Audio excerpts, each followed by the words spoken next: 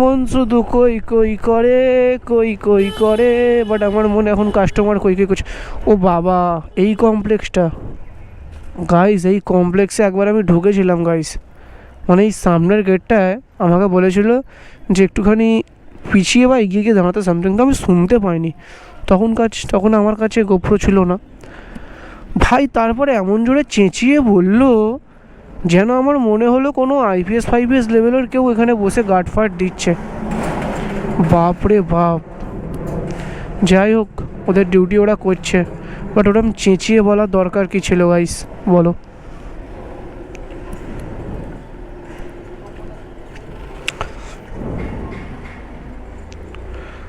আমার জায়গায় অন্য কেউ হলে হয়তো অপমানই করে দিত, ডাইরেক্ট বলে দিত যে সিকিউরিটি মতো থাকো। বাট ভাই, প্রত্যেকটা লোককে আমি সম্মান করি বলে কিছু বলি না।